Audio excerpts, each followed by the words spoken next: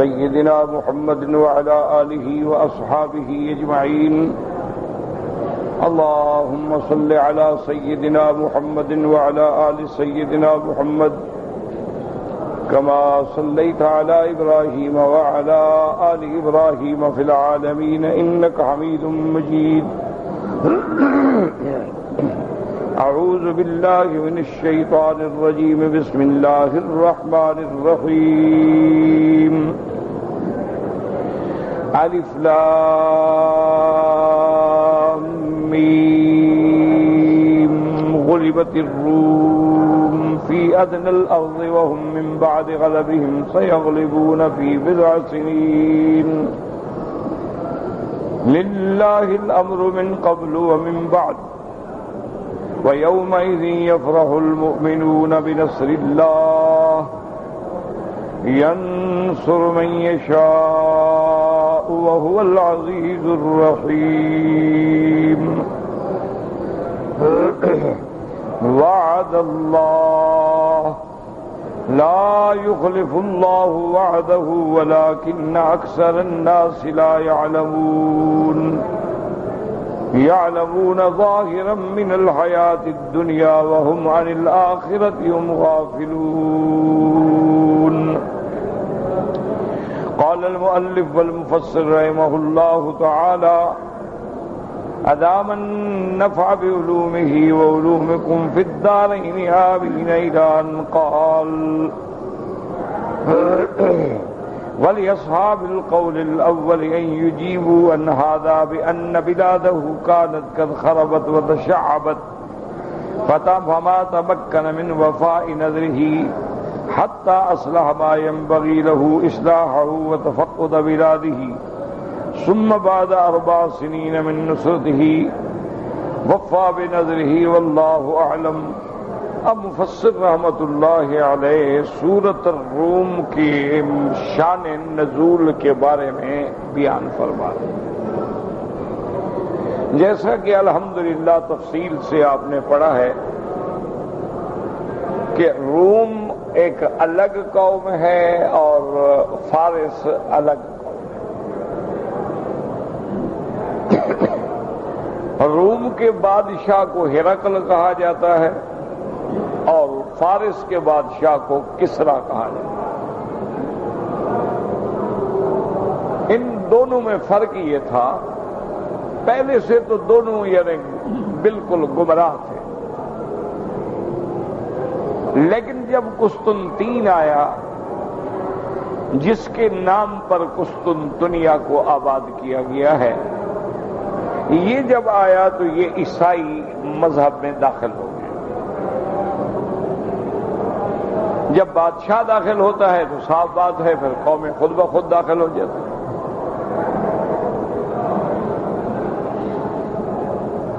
تو لہذا روم پر جو ہے عیسائیت کا غلبہ ہو گیا. انہوں نے دین عیسیٰ علیہ السلام کو قبول کیا،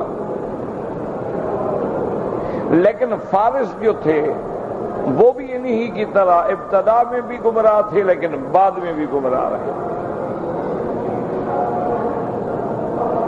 تو بعد میں وہ آتش پرست بن گئے جن کو مجوس بھی کہا جاتا ہے. یعنی جو معروف فرقے گزرے ہیں نا، نصارہ ہیں، یہود ہیں، اسی طرح مجوس ہیں.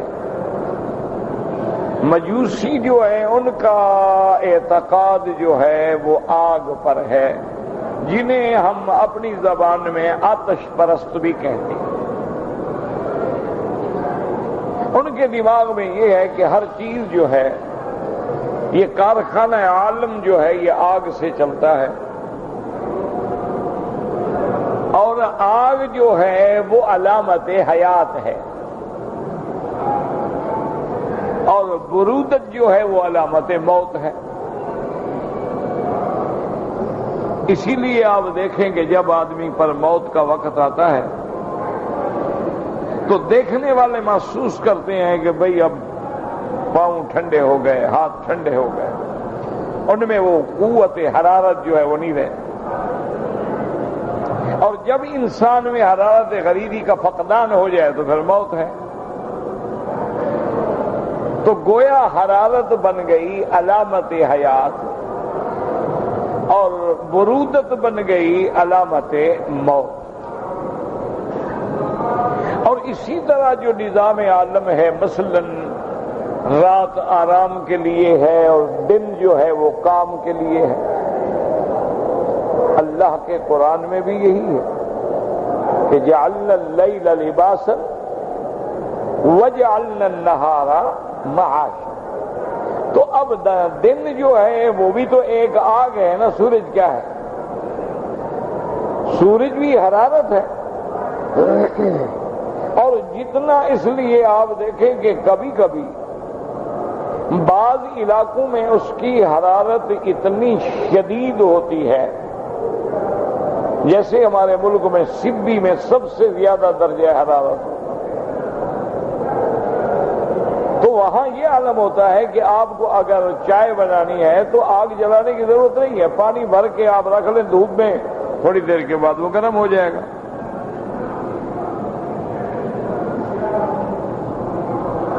اسی طرح انسانوں کی جو غذائیں ہیں وہ بھی ساری آگ پہ پکتی ہیں۔ اسی طرح آپ دیکھیں کہ جتنا نظام عالم ہے، بحری جہاز ہیں، ہوائی جہاز ہیں، موٹریں ہیں، بڑے بڑے ٹرالرز ہیں، ٹینک ہیں، کوئی چیز بھی ہو وہ آگ کے بغیر نہیں چل سکتی، آگ پہ چلتی ہے۔ آپ پیٹرول کیوں ڈالتے ہیں گاڑی میں؟ بڑے بڑے بحری جہازوں میں آپ جا کے دیکھیں، بڑے بڑے، تو سب یہ آگ ہے۔ تو ان کے دماغ میں شیطان نے بٹھا دیا کہ گویا حیات کا ذریعہ بھی آگ ہے، اور آدمی کو ڈال دو جل جاتا ہے، مر جاتا ہے، تو موت کا ذریعہ بھی آگ ہے۔ اور نظام عالم کو چلانے والا سورج جو ہے وہ بھی آگ ہے۔ اور اسی طرح جو دنیا میں محتاج ہیں ہم کھانے کے، پکانے کے، سب چیزوں میں آگ ہے۔ تو نعوذ باللہ، یعنی یہی متصرف فی الامور ہے۔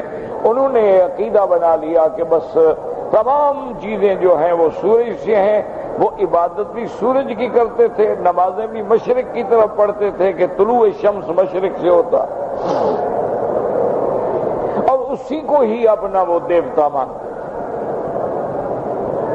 ویسے وثنی جتنے لوگ ہیں، ہندو ہیں مثلا، جو عباد الاوثان ہیں، ان میں بھی آج تک یہ عقیدہ شامل ہے، ان کے نزدیک بھی سورج دیوتا، ان کے نزدیک بھی چاند دیوتا۔ فرق اتنا ہے کہ وہ آگ کو نہیں پوجتے، لیکن انہوں نے بھی اپنے دیوی دیوتاؤں کا نام رکھا ہوا ہے۔ جیسے آپ نے دیکھا ہے نا، آپ انگریزی میں جو آپ نام لیتے ہیں، سنڈے، منڈے، تھرسڈے، وینسڈے، یہ کیا ہے؟ سنڈے مانا سورج دیوتا، منڈے مانا چاند دیوتا، تو یہ سنڈے ہے۔ تو اسی لیے ہمیشہ آپ دیکھیں سن لائٹ ہے، سن سیٹ ہے، تو یہ سارا جو عذاب ہے یہ ہوئی بدعقیدی ہے۔ اسی لیے آپ قرآن پاک میں پڑھ چکے ہیں کہ سورۃ النمل میں جب ہدہد نے سیدنا سلیمان علیہ السلام کو رپورٹ دی تو اس نے بھی یہی آگے بتایا تھا کہ وجدتھا وقومھا یعبدون للشمس من دون اللہ۔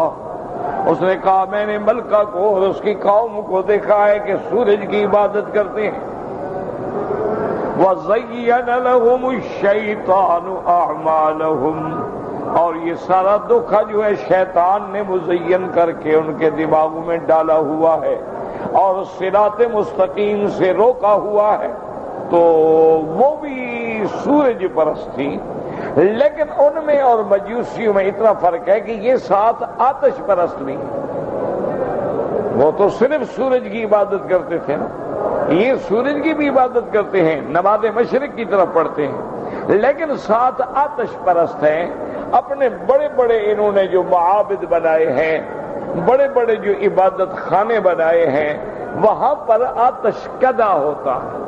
آتش کدہ ایک خاص جگہ بناتے ہیں جس میں ہر وقت آگ جو ہے وہ بھڑکتی رہتی ہے، اور یہ ہاتھ باندھ کے آ کے کھڑے ہوتے ہیں، اس کے سامنے ہاتھ جوڑتے ہیں، سجدے میں گر جاتے ہیں، اسی سے مدد مانگتے ہیں. تو ان کی عبادت میں زبان میں اس کو کہتے ہیں آتش کدہ. وہ ان کے آتش کدہ جو ہیں وہ عبادت کی جگہ ہوتی ہے. تو یہ فارس جو تھے یہ کواکب کے بھی ماننے والے تھے اور آتش پرست. اب اتفاق یہ ہوا کہ ان کے درمیان میں جنگ چھڑ گئی. اب یہ فطری بات ہوتی ہے کہ جو آدمی آپ سے ذرا قریب ہو آپ اس کو اچھا سمجھتے ہیں بنسبت دوسرے کے. اب دیکھیں نا، جب نصارہ اور یہود کا تقابل کیا جائے گا، ورنہ تو کفر سارا اسلام کا دشمن ہے. وہ یہود ہوں، وہ نصارہ ہوں، صلیبیین ہوں، مسیحیین ہوں یا وثنیین ہوں، جو بھی ہیں وہ مسلمانوں کے دشمن ہیں. لیکن جب تقابل کریں گے آپ، اب دیکھیں نا کہ سردیوں میں بھی دن ہوتا ہے، گرمیوں میں بھی دن ہوتا ہے، لیکن جب آپ تقابل کرتے ہیں تو سردیوں کا دن چھوٹا ہوتا ہے اور گرمیوں کا دن بڑا ہوتا ہے. تو وہ بھی دن ہے، وہ بھی دن. سردیوں میں بھی رات ہوتی ہے اور گرمیوں میں بھی رات ہوتی ہے، لیکن سردی کی راتیں جو ہیں لمبی اور طویل ہوتی ہیں اور گرمی کی راتیں چھوٹی اور دن بڑے ہوتے ہیں. اللہ کا ایک نظام ہے. تو اس لیے جب آپ یہود اور نصارہ کا تقابل کریں گے تو سب سے بڑا دشمن جو ہے وہ یہود، سب سے اشد عداوت جو ہے وہ یہود کی ہے. اللہ نے قرآن میں بتا دیا تو اس کے بعد تو بحث کی ضرورت ہی نہیں رہتی نا. لَتَجِدَنَّ أَشَدَّ النَّاسِ عَدَاوَةً لِلَّذِينَ آمَنُوا الْيَهُودَ. اللہ نے فرمایا آپ دیکھیں گے، پائیں گے، برتیں گے کہ سب سے زیادہ شدید دشمن جو ہے مومنوں کا وہ یہودی ہے. حالانکہ نصرانی بھی دشمن ہے لیکن وہ اشد ہے، وہ شدید. تو اسی طرح یہ تھا کہ روم جو ہے کم از کم فارس کے مقابلے پر قابل قبول تھے، کیونکہ فارس کے پاس نہ کتاب ہے، نہ اللہ پہ ایمان ہے، نہ کسی پیغمبر پہ ایمان ہے، نہ یوم آخرت پہ ایمان ہے. تو وہ تو بالکل یعنی ہر چیز کے منکر ہیں. لیکن جہاں تک روم کا تعلق ہے وہ خدا کو بھی مانتے، جہاں تک روم کا تعلق ہے وہ اللہ کے نبی، اللہ کے رسول حضرت عیسیٰ علیہ السلام کو بھی مانتے. جہاں تک روم کا تعلق ہے ان کا عقیدہ تھا کہ مرنے کے بعد بھی ہم نے اٹھنا ہے ایک عالم آخرت. تو اس لیے یہ فطری بات تھی، ورنہ وہ بھی کافر تھے، وہ بھی کافر تھے. لیکن مسلمان یہ چاہتے تھے کہ کم از کم روم غالب آ جائے تو چلو فارس سے تو بہتر ہے نا. اور مشرکین مکہ کا تعلق چونکہ عباد الاوثان تھے، مشرکین مکہ جو تھے وثنی تھے، یہ بھی بتوں کے پجاری تھے. ان کی تمنا تھی کہ فارس غالب آ جائیں چونکہ وہ ان کے قریب تھے، ورنہ تو مسلمانوں کے لیے دونوں کافر ہیں. رومن بھی کافر تھے اور فارسی بھی کافر تھے. لیکن یہ حالات کا جبر تھا کہ مسلمان روم کی فتح پہ خوش ہوتے اور مشرکین جو تھے وہ فارس کی فتح پہ خوش ہوتے. یہ اتفاق ہوتا ہے، ورنہ تو اصولی سی بات ہے. تو اب بہرحال ان دونوں کی جنگ ہوئی تو روم والے ہار گئے اور فارس والے جیت گئے. اب جب فارس والے جیت گئے تو مشرکین مکہ کو ایک موضوع مل گیا، ایک بات ہاتھ آ گئی. انہوں نے کہا دیکھو اب دو پارٹیاں لڑ رہی تھیں، دو ملک لڑ رہے تھے، ایک تمہارے قریب تھے، ایک ہمارے قریب تھے. تو ہمارے قریب عقیدے والے جیت گئے، تمہارے ہار گئے، تو لہذا تم بھی ہار جاؤ گے، ہم جیت جائیں گے. یعنی ان کو ایک موضوع ہاتھ میں.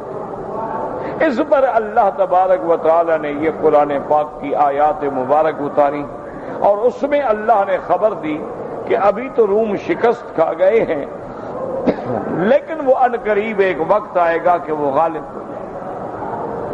لیکن وہ وقت کتنا ہوگا؟ قرآن نے ایک اجمالی لفظ فرمایا فی بضع سنین، چند سال۔ تو بضع جو ہے لغت عرب میں 3 سے لے کر 9 تک ہوتا ہے، بعض اہل لغت کہتے ہیں 3 سے 10 تک ہوتا ہے، بات ایک ہی ہے۔ لیکن قرآن پاک نے نہ تو 1 سال کہا، نہ 3 کہا، نہ 7 کہا، فرمایا فی بضع سنین۔ تو یاد رکھیں کہ اس کی وجہ کیا ہے؟ اللہ چاہتے تو یہاں بھی بتا دیتے کہ بعد 7 سنین۔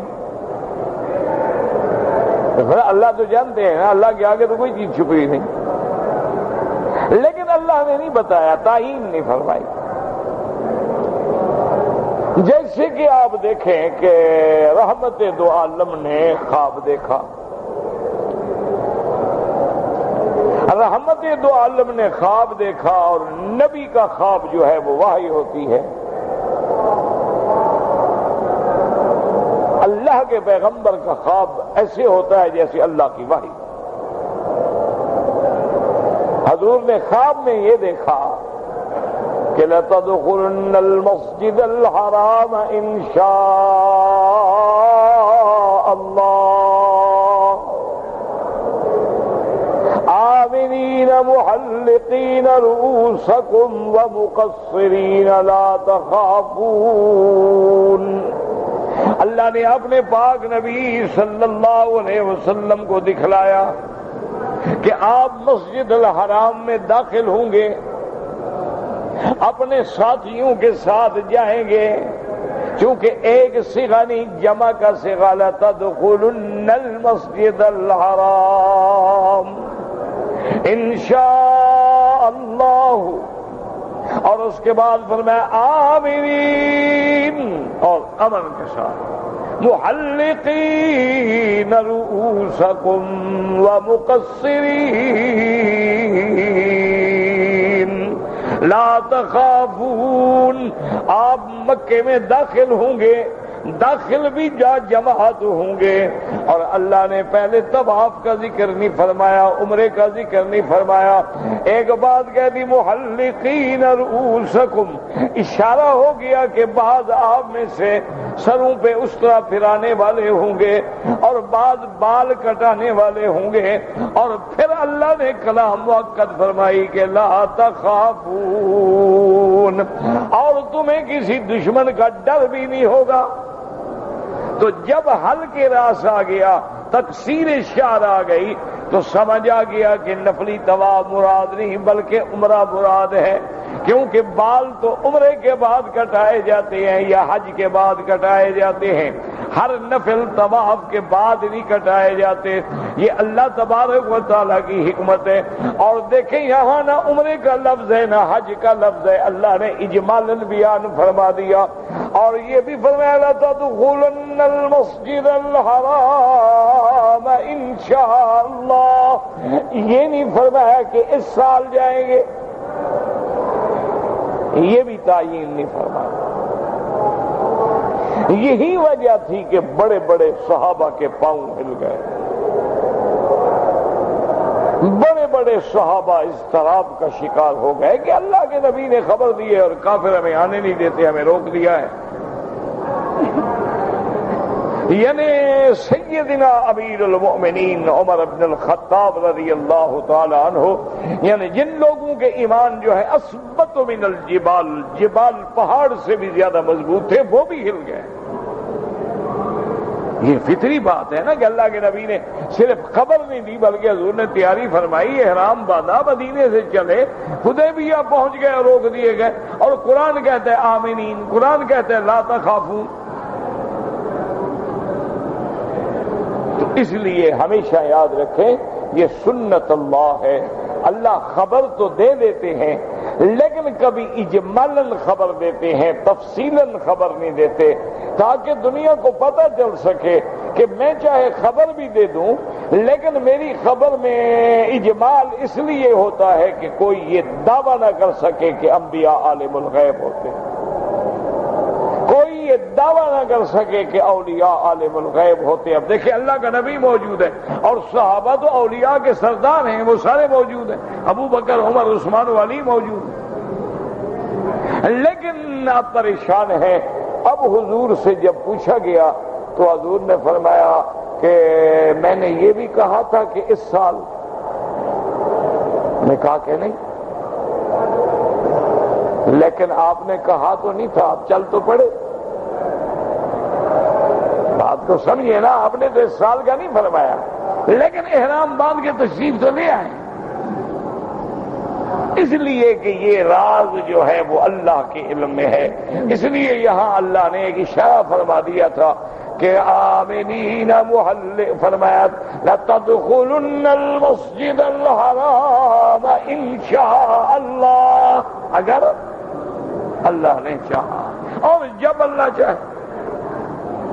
اب چونکہ حضور کے دل میں کعبے کی محبت تھی، بس خواب دیکھا اور تیاری کر لی، قرآن بھی اترا، تیاری کر لی کہ چلو جلدی جائے بس۔ حالانکہ اللہ نے نہیں فرمایا تھا کہ میرے نبی ابھی چل پڑو، اللہ نے تو فرمایا تھا کہ اللہ نے چاہا تو آپ داخل ہوں گے، اور اس حال میں داخل ہوں گے کہ آمنین محلقین رؤوسکم ومقصرین لا تخافون۔ اچھا اب یہاں بھی دیکھیں، اللہ اگر چاہتے تو خبر دے دیتے کہ میرے نبی روم ہار گئے، وَمِن بَعْدِ غَلَبِهِمْ سَيَغْلِبُونَ فِي بِضْعِ سِنِينَ، فرما دیتے فی 7 سنین، فی 9 سنین، 7 سال بعد، 10 سال بعد، فرمایا نہیں، فرمایا فی بضع سنین، تاکہ پتہ لگے۔ اللہ اگر خبر بھی دے دیتے ہیں لیکن اس کی جزیات، اس کی تفصیلات کا علم جو ہے وہ صرف اللہ کی ذات کو ہوتا ہے، اس لیے فرما دیا فی بضع سنین، چند سالوں میں۔ اسی لیے سیدنا ابی بکر جوش اسلام کی وجہ سے کافروں سے شرط باندھ بیٹھے کہ 3 سال، اور شرط ہار بھی گئے۔ 3 سال میں تو روم فتح نہیں، روموں نے فتح حاصل نہیں کی۔ پھر آپ نے 100 اونٹنی بڑھائی اور ادھر میعاد بھی بڑھایا، تو اللہ تبارک و تعالی نے 7 سال کے بعد اب روم غالب آ گئے اور فارس جو تھے وہ ہار گئے۔ اور ایک ہمیں سبق ملا کہ جنگ 2 کافروں کے درمیان میں ہو یا مسلمان اور کافر کے درمیان میں ہو، یاد رکھو، یعنی 2 کافر آپس میں لڑ رہے ہیں، یا ایک جماعت مسلمانوں کی ہے اور ایک کافروں کی ہے، ہر حال میں مدد دینے والا کون ہے؟ وہ اللہ کے پاس۔ تو یہ بھی ہمیں ان آیات سے معلوم ہوا، اس لیے فرمایا تھا فی بضع سنین للہ الامر بنصر اللہ ینصر من یشاء، اللہ جس کو چاہے، اللہ چاہے تو کافروں کو غالب کر دیں، اللہ چاہے تو عیسائیوں کو غالب کر دیں، اللہ چاہے تو اہل کتاب کو شکست دے دیں، یہ اللہ کا نظام ہے۔ اللہ چاہے تو بدر میں مسلمانوں کو غالب کر دیں، اللہ چاہے تو احد میں مسلمانوں کو شکست آ جائے اور کافر بظاہر کامیاب ہو جائے، یہ اللہ کا نظام ہے۔ اور اسی نظام میں حکمتیں ہیں، اسی نظام میں ہمارے ایمان کا امتحان ہے کہ ہم ہر حال پہ اللہ پہ راضی رہیں۔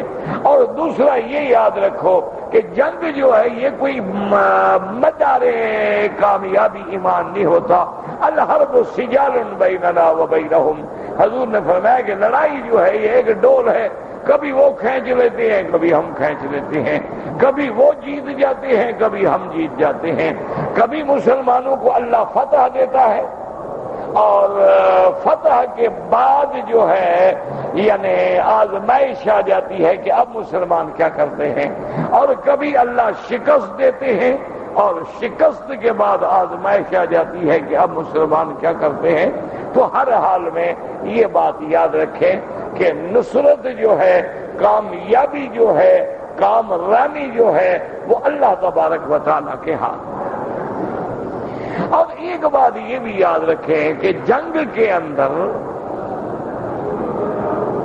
یہ ضروری نہیں ہوتا کہ ہم گناہگار ہیں لہذا ہم ہار جائیں، یہ بات ضروری نہیں ہوتی۔ جب احد میں رحمت دو عالم موجود ہیں، جب اصحاب رسول موجود ہیں، یعنی ایسے مقدس نفوس کی جماعت ہے کہ جس جماعت کے تقدس کے عالم میں مثال نہیں ملتی ہے۔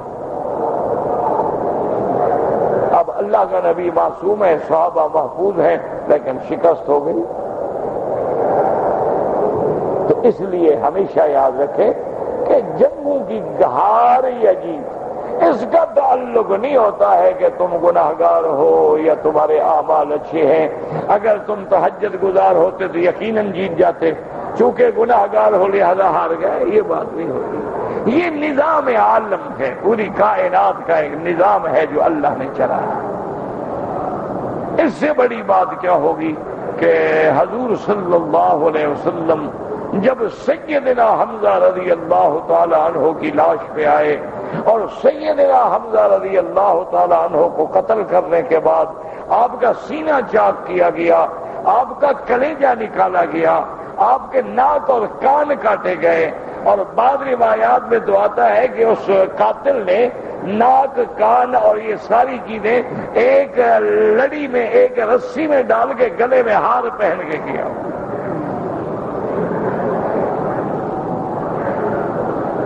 اس میں تو کوئی شک نہیں نا کہ آپ کو مسلح کیا گیا۔ اور رحمت دو جہاں جب آئے تو آپ غصے میں آ گئے۔ آپ نے فرمایا کہ میں حمزہ کے بدلے میں 70 مشرکوں کو قتل کروں گا۔ فوراً جبریل اترے، اللہ نے فرمایا لیس لک من الامر من شیء،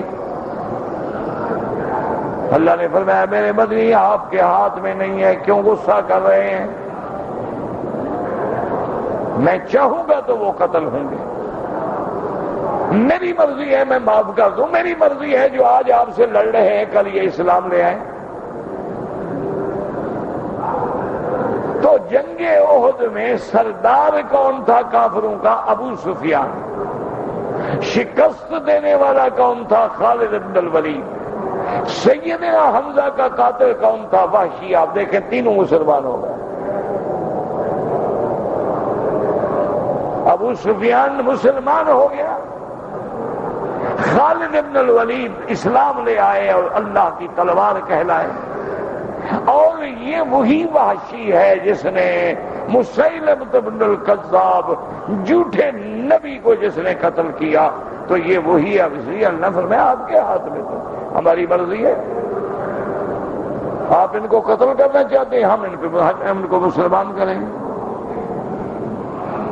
انشاء یعذبہم و یتوب علیہم، ہماری مرضی، ہم چاہیں ان کو عذاب دیں، ہم چاہیں ان پر مہربانی کر دیں، معافی دے دیں اور اسلام نصیب کر دیں۔ اس لیے ہمیشہ یاد رکھیں کہ جنگیں ہوتی ہیں اور قیامت تک ہوتی رہیں گی، اس میں ضروری نہیں ہوتا ہے کہ صالحین جیت جائیں اور طالحین ہار جائیں، کبھی صالحین ہار جاتے ہیں، کبھی طالحین ہار جاتے ہیں، کبھی مومنین ہار جاتے ہیں اور کبھی کافرین ہار جاتے ہیں۔ یہ اس کا نظام ہے، ہمیں ہر حال میں اس کی تقدیر پہ راضی رہنا ہے کہ جو اس کا فیصلہ ہے آمنا باللہ۔ اور اسی طرح دیکھیں، دوسری بات یہ سمجھیں کہ جنگ کی شکست کے اسباب ضرور ہوتے ہیں، اللہ نے ہر چیز کے اسباب بنائے، پیاس لگے گی آپ پانی پئیں، بھوک لگے گی آپ کھانا کھائیں، سردی لگے گی آپ گرم کپڑا لپیٹیں، گرمی لگے گی تو آپ باریک کپڑے پہنیں، یہ اسباب۔ جنگ احد میں فتح جو تھی وہ شکست میں بدل گئی، اس کے بھی اسباب تھے۔ ایک تو 70 جو قیدی بدر کے چھوڑے گئے، ایک وجہ وہ تھی، اللہ نے فرمایا کہ ہم نے آپ کو قیدی دیے، اب دشمن آپ کے ہاتھ میں ہے اور آپ ان کو چھوڑ رہے ہیں. اب چھوڑ رہے ہیں، وہ تو دشمن ہے، وہ تو جا کے پھر فساد کریں گے.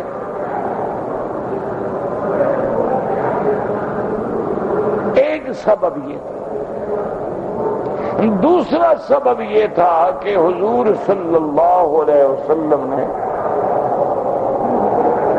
بڑے بڑے اصحاب رسول اپنے ساتھیوں کو بلایا اور مشورہ کیا کہ قریش مکہ جو ہیں وہ جنگ کرنا چاہتے ہیں، بدر کا بدلہ لینا چاہتے ہیں اور بڑے تیار ہو کے آ رہے ہیں. ہم مدینہ منورہ کے اندر رہ کے مقابلہ کریں یا مدینہ منورہ کے باہر مقابلہ کریں؟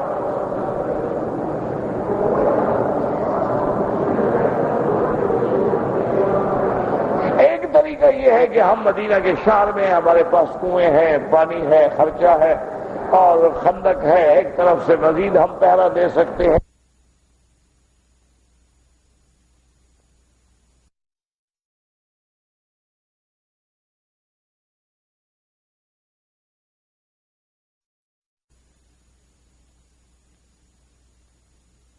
جو بدر میں شریک نہیں ہو سکے تھے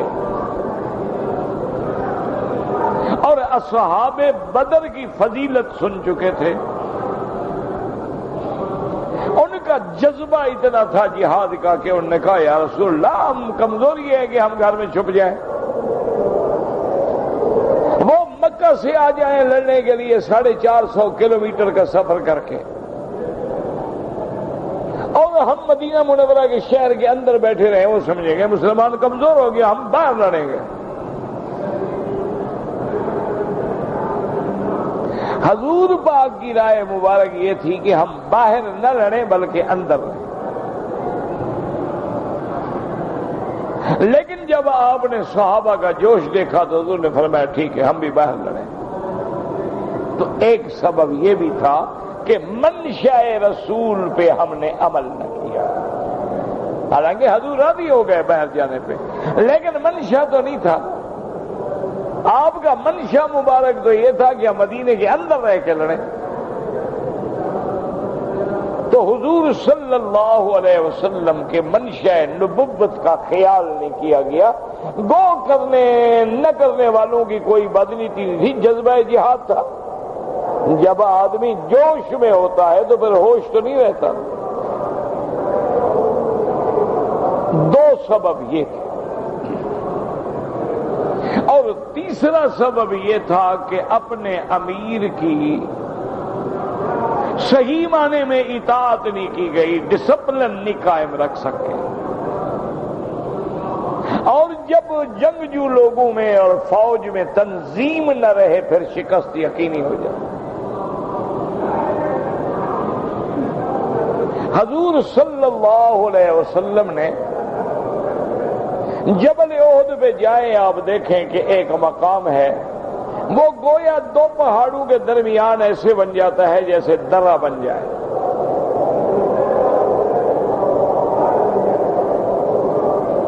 وہاں میرے آقا نے 50 تیر اندازوں کی ڈپٹی لگائی اور ایک ان پر امیر بنا دیا.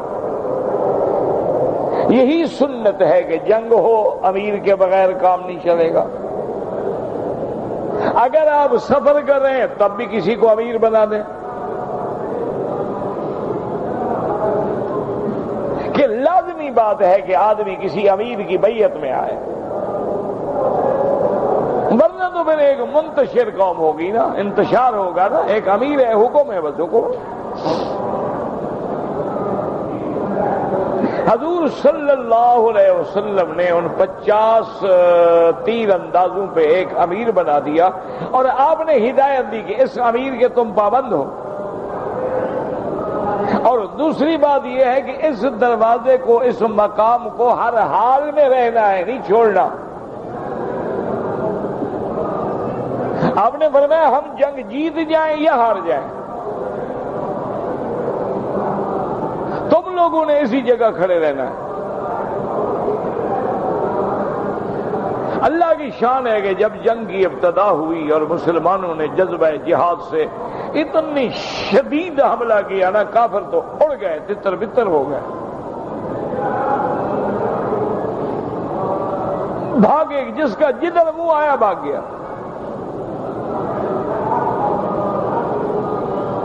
اب جو صحابہ 50 کا دستہ وہاں کھڑا تھا، انہوں نے جب دیکھا کہ کافروں میں تو افراتفری مچ گئی ہے، وہ تو بالکل ہر چیز چھوڑ کے بھاگ رہے ہیں، انہوں نے کہا بھائی یہاں پہرے دینے کا مقصد تو یہ تھا نا کہ دشمن حملہ نہ کرے، دشمن تو شکست کھا گیا، تو چلو ہم بھی شریک ہو جائیں، ہم بھی مال غنیمت جمع کریں۔ امیر جو تھا اس نے روکا، اس نے کہا خبردار کوئی نہ ہلے یہاں سے۔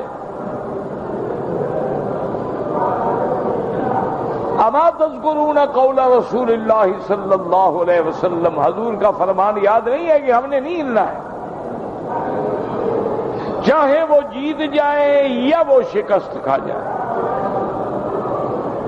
انہوں نے کہا امیر مہربانی کرو، مقصد تو یہی تھا نا، مقصد تو یہی تھا کہ دشمن ہم پہ کوئی وار نہ کر سکے، اب دشمن تو ناکام ہو گیا، بھاگ گیا۔ اس نے کہا بھی نہیں، میں تو نہیں ہلوں گا، اور میرا حکم یہ ہے کہ تم بھی نہ ہلو۔ انہوں نے اپنے امیر کے حکم کو توڑا، وہ ڈسپلن جو تھا وہ قائم نہ رہا، اور وہ بھی جا کے مال غنیمت میں مشغول ہو گئے۔ خالد ابن الولید بڑا ذہین سپہ سالار تھا، اس نے دیکھا کہ کافر بھاگ رہے ہیں، اس نے ان کو اکٹھا کیا، ابھی ٹھہرو کیا بھاگ رہے ہو؟ مکے سے بڑے جذبے سے لڑنے کے لیے آئے تھے، چند آدمی مرے ہیں تو آپ اڑ پڑے۔ ان کو اس نے جمع کیا اور بے عین ہی اسی راستے پہ، اس کی پہلے نظر تھی، اسی راستے سے آ کے وہ اپنے جوانوں کے ساتھ حملہ آور ہوا۔ اب مسلمان تو گویا جنگ چھوڑ چکے تھے نا، ہتھیار چھوڑ چکے تھے۔ اس نے جو عقب سے حملہ کیا تو جنگ فتح کے بجائے 70 صحابہ شہید ہو گئے اور شکست۔ تو ایک سبب جنگ کا ہارنے کا یہ بھی کہ اس لیے جنگیں جو ہیں فتح بھی اللہ دیتے ہیں، شکست بھی اللہ کی طرف سے ہوتی ہے۔ فتح و نصرت میرے اللہ کے ہاتھ میں ہے، جس کو چاہے غالب کر دیں، جس کو چاہے شکست دے دیں، لیکن اس کے اسباب ہوتے ہیں، ان اسباب پہ آدمی کو نظر پڑتی ہے۔ اب اسی قسطنطنیہ جس کا ہم قصہ پڑھ رہے ہیں، یہ جب کافروں کے ہاتھ میں چلا گیا تو بعد میں مسلمانوں نے بڑا زور لگایا۔ حضرت عمر کے بعد یہ پھر ایک دفعہ کافروں کے ہاتھ میں چلا گیا، بڑا زور لگایا، لیکن 3 بادشاہ مسلمانوں کے لڑتے رہے لیکن شکست کھا گئے۔ آخر میں محمد الفاتح وہ بادشاہ بنا، اور اس کی عمر کیا تھی؟ 26 سال۔ اس نے دوبارہ اپنی فوجوں کو منظم کیا اور قسطنطنیہ پہ حملہ کرنے کے لیے، لیکن اب کافروں کو بھی فکر تھا، انہوں نے بھی اپنی طاقت کو جمع کیا، اور بری راستے سے بھی اور بحری راستے سے بھی۔ بحری راستے میں کافروں نے بھی اپنے بیڑے کھڑے کر دیے، بری راستے میں بھی اپنی فوج لگا لی۔ اب محمد الفاتح کہاں سے داخل ہو؟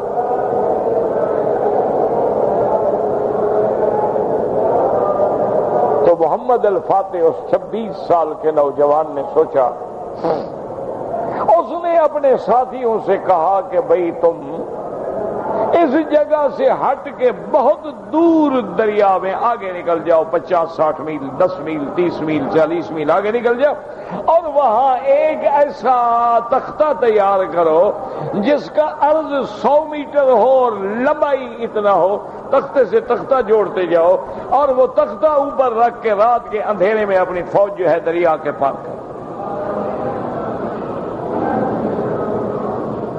تو محمد الفاتح کی فوج نے وہ ان پھٹوں کے ذریعے اپنی فوج جو تھی وہ دریا کے پار اتار دی۔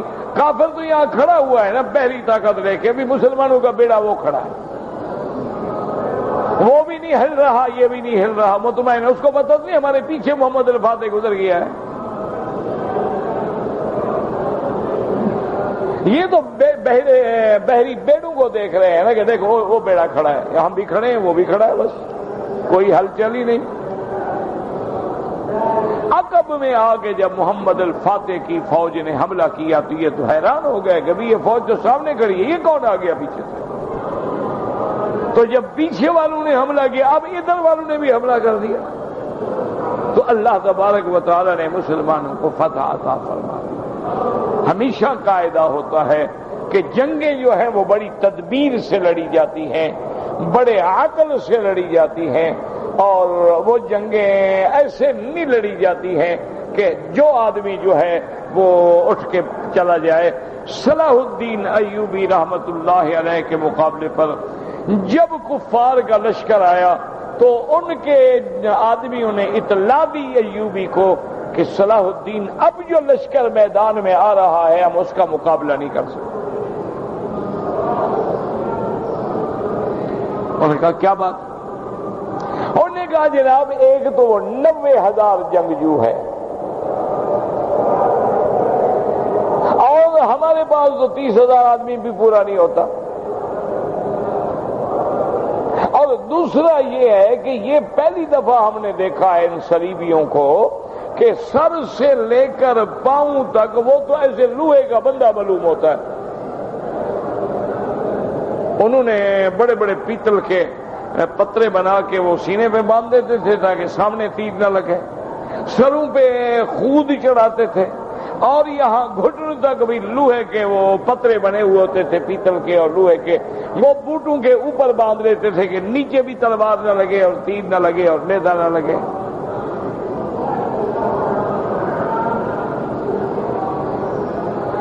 اس نے کہا ٹھیک ہے گھبراتے کیوں؟ انہوں نے کہا حضرت گھبرانے کی تو بات ہے، کیسے لڑ سکتے ہیں؟ انہوں نے کہا اللہ پہ بھروسہ رکھو۔ ساری رات خیمے میں روتا رہا اور نمازیں پڑھتا رہا اور دعا کرتا رہا کہ مولا میں کیوں لڑ رہا ہوں؟ آپ جانتے ہیں میں تیرے نام کے لیے لڑ رہا ہوں، اور مہربانی کر کے ہماری مدد فرما۔ تو صبح کی نماز لشکر کو پڑھائی اور لشکر سے کہا کہ دیکھو قطعاً دشمن سے نہ گھبراؤ، ہمارا دار و مدار قلت و کثرت میں نہیں ہے، ہمارا دار و مدار ہے اللہ کی مدد پہ۔ کم من فئۃ قلیلۃ غلبت فئۃ کثیرۃ باذن اللہ، کتنی چھوٹی جماعتیں ہیں بڑوں سے جیت جاتی ہیں، اور بڑی بڑی جماعتیں جو ہیں شکست کھا جاتی ہیں۔ آپ بالکل نہ گھبرائیں، میں دشمن کو آج ایسی مار دوں گا جو ان کو تاریخ میں بھی کبھی نہیں پڑی ہو۔ سارے فوجی مجاہد حیران ہو گئے، انہوں نے کہا آپ کیا کہہ رہے ہیں؟ انہوں نے کہا بس میں جو حکم دوں نا، جب جنگ ہو بس آپ ہٹنا شروع کر دیں، دشمن سمجھے کہ ہم شکست کھا رہے ہیں۔ اور اس نے وہاں سے کوئی 10 میل 20 میل دور پہاڑوں میں اپنی آدھی فوج کو پہلے چھپا دیا کہ تم وہیں چھپے رہو، تم نے نہیں ظاہر ہونا،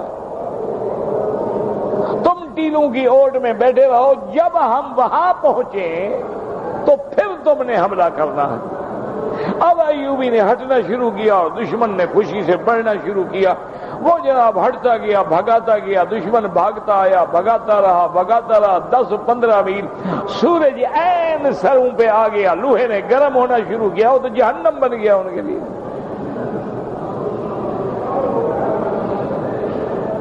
جو سورج قریب آئے وہ چیخنے لگے گا بھی یہ تو جلاتا ہے یار، اتارو ان کو، یہ تو عذاب ہو گیا۔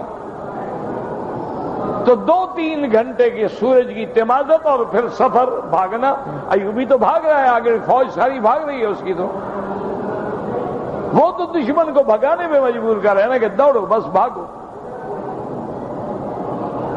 جب عین شدت میں آئے تو انہوں نے فوراً اپنے خود اتارے، کسی نے پیٹی کھولی، اتنی دیر میں وہ جو عقب میں ایوبی کی فوج تھی وہ حملہ ہوا۔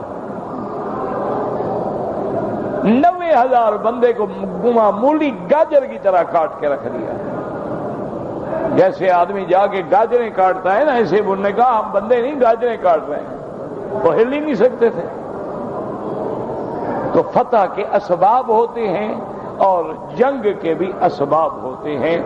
اس میں کوئی شک نہیں کہ مین سبب جو ہے ہمارے ادوار میں وہ ہمارے معاصی ہوتے ہیں. جب امیر کی نافرمانی پہ ہم جنگ ہار جاتے ہیں تو خدا کی نافرمانی پہ کیا ہوگا، اللہ کے نبی کی نافرمانی پہ کیا ہوگا. تو لہذا یہ جنگ جو ہے یہ روم اور فارس کے درمیان میں ہوئی. پہلے روم ہار گیا اور 9 سال کے بعد یا بعد روایات میں 7 سال کے بعد پھر یہ ہے کہ فارس ہار گیا اور روم غالب آ گیا. اب آگے آ کے 2 قول ہو گئے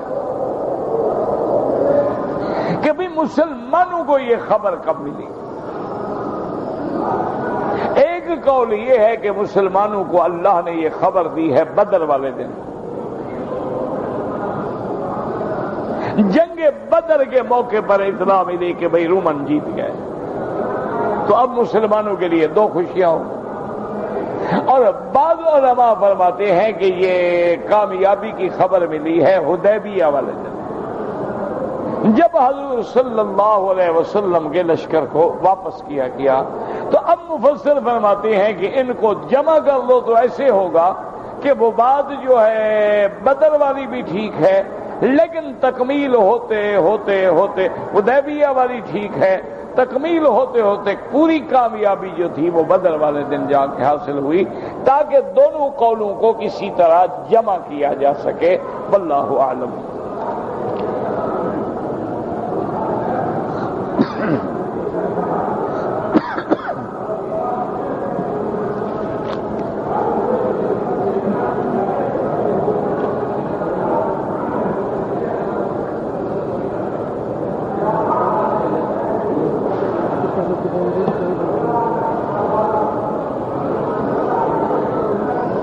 کہتے جی کہ میں عمرے میں تھا، طواف کر کے نکل رہا تھا، میرا چکر پورا ہو گیا، دعا مانگی اور دعا مانگ کے میں طواف ختم کر کے جا رہا تھا تو میری پشت پر پیچھے جو عورت آئی تو اس کو میرا بدن لگا. میرے نہ علم میں تھا نہ میری کوئی نہیں، کچھ نہیں ہوتا، اللہ تو جانتے ہیں نا.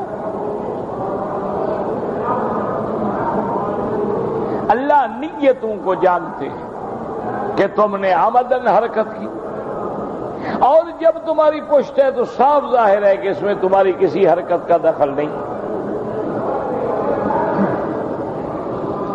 کسی نے لکھا ہے جی کہ میرا بچہ جو ہے بیمار ہے، اللہ تبارک و تعالی شفا عطا فرمائیں، ہر بیمار کو شفا عطا فرمائیں. اور ہمارے بھی دوست ہیں، ساتھی ہیں مولانا فضل الرحمان صاحب، اللہ ان کو بھی شفاء کاملہ عطا فرمائیں.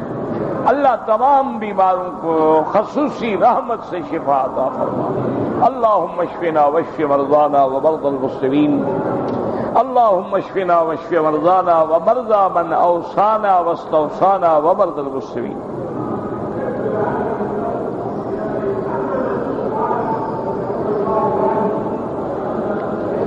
کہتا ہے جی کہ کچھ لوگ یہ کہتے ہیں کہ نماز کے بعد جو آیات قرآنی ہیں یا وظائف و اوراد ہیں ان کو پڑھ کے دم کر کے ہاتھوں پہ بدن پہ پھیرنا جائز نہیں ہے. یہ صرف اس وقت جائز ہے جب بستر پہ ہو، یعنی سونے لگے اس وقت تو جائز ہے. اصل میں بات یہ ہوتی ہے کہ یہ دونوں حضرات جو ہیں مقصد دونوں کا خیر ہے انشاءاللہ. بعض لوگ اس روایات کو لے لیتے ہیں کہ حضور صلی اللہ علیہ وسلم لیٹنے کے وقت میں پڑھ کے اپنے ہاتھوں پہ دم کر کے بدن پہ پھیر دیتے. وہ کہتے ہیں بس لہذا اسی جگہ تو جائز ہے، باقی جگہ جائز نہیں. لیکن باقی ائمہ فرماتے ہیں کہ حضور پاک نے قل هو اللہ احد، قل اعوذ برب الفلق، قل اعوذ برب الناس 3 دفعہ پڑھ کے اپنے بدن پہ پھیرنے کا ہر نماز کے بعد بھی تو حکم دیا ہے کہ ہر نماز کے بعد آپ سبحان اللہ، الحمدللہ، اللہ اکبر، لا الہ الا اللہ، آیت الکرسی اور یہ سورتیں 3 دفعہ پڑھ کے دم کر دیں۔ اور دوسری بات یہ سمجھا کریں کہ جو چیز قرآن اور حدیث میں ثابت ہو جائے وہ پھر بدعت نہیں ہوتی۔ تو حضور سے پڑھنا بھی ثابت ہے اور پھونکنا بھی ثابت ہے اور بدن پہ پھیرنا بھی ثابت ہے۔ اسی لیے بی بی عائشہ فرماتی ہے رضی اللہ عنہا کہ جب حضور کی مرض الوفات ہے تو بی بی فرماتی ہیں کہ پڑھ تو میں لیتی تھی لیکن میں دم حضور کے ہاتھوں پہ کر کے حضور کا ہاتھ پکڑ کے پھیر دیتی تھی، کیونکہ جو حضور کے ہاتھ میں برکت ہے وہ میرے ہاتھ میں تو نہیں ہو سکتی۔ تو اس لیے ہمیشہ یاد رکھیں مقصد دونوں کا ایک ہوتا، لیکن تھوڑا سا افہام و تفہیم میں اور اختلاف فہم آ جاتا ہے۔ اب مثلا حضور نے مسواک حضور کو محبوب ہے، اور مسواک کے فوائد میں علماء نے روایات کو جمع کیا ہے کہ مسواک کرنے کے 70 فائدے ہیں، اور ایک فائدہ یہ ہے کہ اس کا خاتمہ ایمان پہ ہوتا ہے۔ اس سے بڑا کیا فائدہ ہوگا؟ اچھا، اب جناب بعض روایات میں آ گیا کہ عند کل صلاۃ، ہر نماز کے ساتھ، اس لیے بعض حضرات نماز سے پہلے بھی کر لیتے ہیں تاکہ بھئی عند کل صلاۃ میں جو لفظ ہے حدیث مبارک میں عمل ہو جائے۔ تو ان کا مقصد بھی اتباع رسول ہے، ان کا مقصد بھی نعوذ باللہ کو یہ نہیں ہے، ورنہ کیا ضرورت ہے۔ اور بعض ائمہ فرماتے ہیں کہ معنی ہوتا ہے عند کل صلاۃ، معنی یعنی نماز کی تیاری کے لیے، معنی جب آپ وضو کریں نماز کا تو مسواک کریں، جیسے اللہ تبارک و تعالی نے فرمایا اذا قمتم الی الصلاۃ فاغسلوا وجوہکم۔ اب اس کا معنی یہ تو نہیں ہوگا نا کہ جب نماز میں کھڑے ہو جاؤ تو وضو کرو، یعنی ہر آدمی لوٹا لے کے کھڑا ہو، صف میں کھڑا ہو اور وضو شروع کر دے ماشاءاللہ۔ تو معنی یہ ہوتا ہے کہ اذا اردتم القیام الی الصلاۃ فاغسلوا وجوہکم، کہ جب تم نماز کا ارادہ کرو تو وضو کرو۔ تو بعض علماء نے فرمایا کہ اس وقت مسواک کیا جائے کہ جب تم نے وضو کا ارادہ کیا ہے، تو گویا وضو نماز کے لیے ہے، تو گویا یہ سب کچھ عند کل صلاۃ ہے۔ تو افہام و تفہیم میں، فہم میں فرق ہوتا ہے، مقصد سب کا اتباع رسول ہوتا ہے، مقصد سب کا اتباع سنت ہوتا ہے، مقصد سب کا اتباع محمد مصطفیٰ صلی اللہ علیہ وسلم ہوتا ہے۔ اور اب دیکھیں نا کہ بعض ہمارے بھائی پھر مبالغے میں آ جاتے ہیں، مسواک کرتے رہیں گے، امام تکبیر تحریمہ پڑھ کے آدھی فاتحہ پڑھ لے گا، وہ مسواک کر رہا ہے، یہ تو کسی حدیث میں نہیں لکھا ہوا۔ اس لیے ہمیشہ سمجھا کریں اگر کوئی آدمی معوذتین یا قل هو اللہ احد پڑھ کے ہاتھوں پہ دم کر کے بدن پہ پھیر دے تو کوئی منع نہیں ہے، کیونکہ ہاتھ پھیرنے کا حکم حضور نے دیا ہے۔ اور اسی طرح یہ بھی ہے کہ جہاں تمہیں درد ہو وہی ہاتھ رکھو اور پڑھو بسم اللہ اعوذ بعزت اللہ وقدرتہ من شر ما اجد واحاذر، 7 دفعہ پڑھ کے اسی جگہ دم کر دے، درد فوراً ختم ہو جائے گا۔ اس لیے بہرحال یہ ایسے مسئلے نہیں ہیں کہ جن میں آدمی اختلاف کا ذریعہ بنے، امت میں افتراق کا ذریعہ بنے اور ایک دوسرے پر نعوذ باللہ فتوے لگانے شروع کر دے۔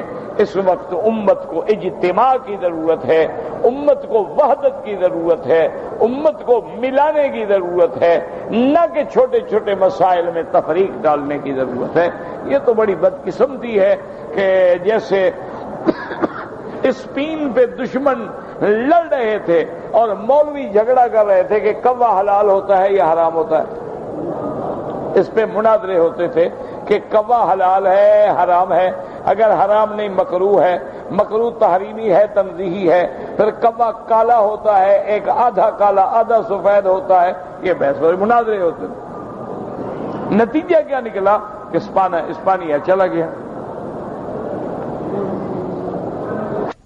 اگر آپ کی بہن کے شوہر کا انتقال ہو گیا ہے، وہ حاملہ ہیں، ان کی عدت ہے وضع حمل، اور جب تک عدت مکمل نہ ہو وہ اپنے اسی گھر میں رہیں گی، اس سے باہر جانے کی اجازت نہیں ہے۔ ہاں کوئی مجبوری ہو گئی، کوئی رشتہ دار فوت ہو گیا، کوئی اور مجبوری ہو گئی، عورت بیمار ہو گئی، ہسپتال میں جانا پڑ گیا، وہ مجبوری ہے، وہ جائز ہے، ورنہ بغیر عذر کے صرف ملنے ملانے کے لیے نہ نکلے۔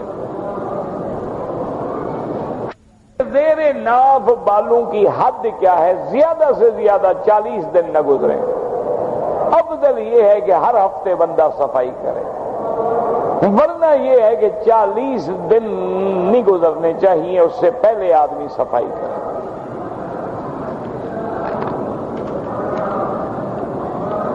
یہ تو اتنا باریک اقامے پہ آ رہا تھا یا اقامے پہ نہیں آ رہا تھا، تمام ائمہ کے نزدیک افضل یہ ہے کہ جب وہ میقات پہ آئے تو بغیر احرام کے تجاوز نہ کرے۔ فرق صرف اتنا ہے کہ حنابلہ رحمہم اللہ فرماتے ہیں کہ احرام اس کے لیے ضروری ہے لمن اراد الحج والعمرۃ، اگر عمرے کے لیے آ رہا ہے یا حج کے لیے آ رہا ہے پھر تو احرام ضروری ہے، لیکن اگر وہ اقامے والا ہے، کام کے لیے آ رہا ہے، مزدوری کے لیے آ رہا ہے، نوکری کے لیے آ رہا ہے، تو اس کے لیے ضروری نہیں ہے، یعنی دم نہیں پڑے گی۔ یہ وہ بھی نہیں کہتے کہ احرام نہ باندھے، یا باندھ لیا ہے تو جرم کیا ہے۔ منع یہ ہے کہ ان کے نزدیک اگر احرام نہیں باندھے گا تو دم نہیں پڑے گا۔ امام ابو حنیفہ رحمۃ اللہ علیہ فرماتے ہیں کہ میقات سے ہر حال میں تجاوز نہ کرے۔ وقت رسول اللہ صلی اللہ علیہ وسلم 5 مواقیت، تو اگر اس کے اپنے ہاتھ میں ہے کہ نیت کرے تو مرضی، نہ کرے مرضی، تو پھر میقات کا فائدہ کیا ہوا؟ وہ تو اس کی مرضی ہے کہ عمرے کی نیت کرے تو احرام باندھے، نہ کرے تو نہ باندھے۔ تو بہرحال یہ کہنا کہ اقامے والا جو ہے وہ لازماً احرام نہ باندھے، یہ بے وقوفی ہے کہ وہ بیچارہ باندھ رہا تھا، مولوی نے کہا کہ نہ تم تو اقامے والا ہے، تم کیوں باندھتے ہو؟ اس کے میقات کا عمرہ بھی برباد کیا، اتنا بڑا اجر اس کا ضائع کیا، اور محض اس لیے کہ بات کو سمجھا نہیں۔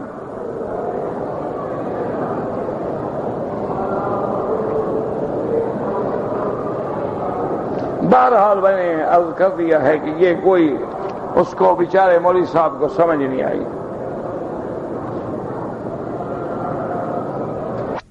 روشن رات سے زیادہ کالا، یہ کوئی بجھارتے ہیں، مجھے نہیں پتا کیا بلا ہے۔ اور زندگی میں ایک دفعہ سے اللہ عالم، یہ تو کہاوتیں ہیں، بجھارتے ہیں، نہ قرآن ہے، نہ حدیث ہے، نہ فقہ ہے، نہ کوئی مسئلہ ہے، تو اس کا ہمیں کوئی پتہ نہیں کیا چیز ہے۔ یہ مختلف کہاوتیں ہوتی ہیں، بجھارتیں ہوتی ہیں، لوگوں نے بنائی ہوئی ہوتی ہیں، اللہ عالم اس کا مقصد کیا ہے خدا جانے، کیونکہ اس کا کوئی دین سے، کتاب سے تعلق نہیں، نہ ہمارے کسی مسئلے سے تعلق ہے، نہ اس کا کوئی ذکر کبھی کتابوں میں ہوتا ہے کہ ہم ڈھونڈ کے بتا سکیں۔ یہ تو کہاوتیں ہیں، ہر ملک میں مختلف کہاوتیں ہوتی ہیں، مختلف بجھارتیں ہوتی ہیں، مختلف لوگوں نے مثالیں بنائی ہوئی ہوتی ہیں، اللہ اعلم، اللہ جانتے ہیں، ہمیں اس کا کوئی پتہ نہیں ہے۔ اور آپ بھی ایسی چیزوں کے پیچھے دماغ لڑانے کے بجائے اتنی دیر میں قرآن شریف پڑھ لیا کرو، حدیث شریف پڑھ لیا کرو، کسی قرآن پاک کی آیت کا ترجمہ پوچھ لیا کرو، حدیث پاک کی مطلب و معانی پوچھ لیے کرو، بلا وجہ اپنے اوقات کو ان لغو اور بیہودہ باتوں میں ضائع نہ کیا کرو۔ بہرحال میں نہیں جانتا۔ ربنا تقبل منا انك انت السميع العليم وتب علينا انك انت التواب الرحيم اللهم اشفنا واشف مرضانا ومرضى المسلمين صلى الله تعالى على خير خلقه سيدنا محمد وآله وصحبه اجمعين برحمتك يا ارحم الراحمين۔